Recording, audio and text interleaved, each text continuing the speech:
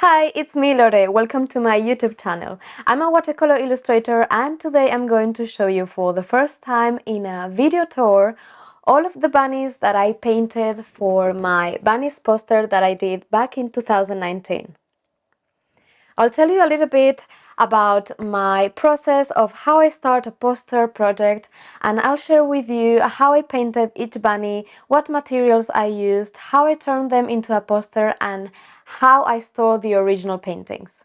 And I'll give you a tour through all of my bunny paintings that I did for my Bunnies poster. Let me know if you would like for me to make a more detailed video on how to turn your paintings into a poster. I hope you enjoy it. The first step is to get an idea of what I want the poster to be. I'll choose a subject that I like painting and that I'm curious about. Things always work out better when you are excited about the subject that you are painting. Then I will do a lot of research. I look on different websites and compare what I find. I usually make a list of all the types of animals that I can find, in this case of bunnies. And if there are many types, I might want to narrow down my list because I can't fit all of them in one poster. But I've tried.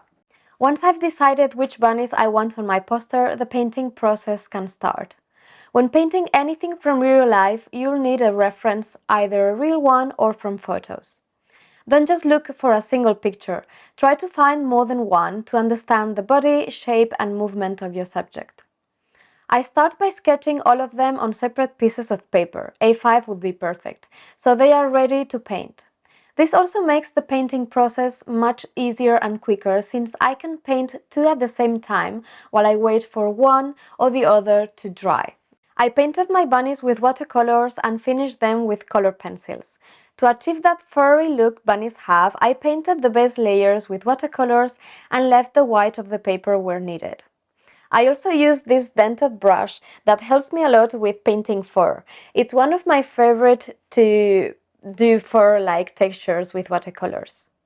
Once the watercolors dried completely, I painted more hairs with color pencils, and I only used a black fine line pen for their eyes and maybe their noses. This way, you are drawn to look into the bunny's eyes because they are more contrasted and have more detail. But then you can see plenty of details and lines on their body and fur too. When the paintings are finished, I scan them with my A3 scanner in very high resolution as a PDF file. So then I can edit them in Photoshop, remove the background, adjust the contrast and saturation and other tiny details. I save the files of each bunny separately so I can make prints of them. To make the poster, I just place them all together in a Photoshop file and try to fit them all in a nice composition. Then I add the names of each bunny and maybe add a title to the poster. And voila! Bunny's poster ready. If it only was that easy. When storing my original paintings, I use these sleeve folders that allow me to still see all of the paintings that I did through the years and protects them at the same time. I have a few in A4 size and others in A3 for bigger paintings. As you can see, my bunnies paintings are all A5 size each, so they fit in packs of 2 perfectly into this A4 folder. I'll leave a link for a similar folder if you like the idea for storing your own paintings. I really enjoy painting these bunnies because they are all different and they have beautiful furs and patterns.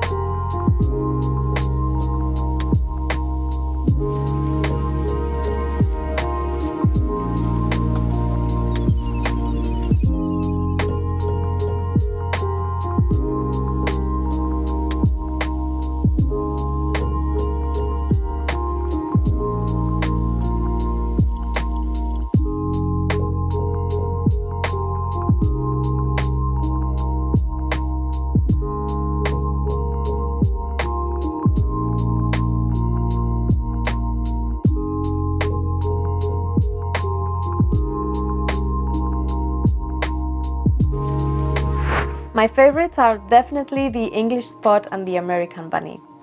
Let me know your favorite bunnies in the comments down below.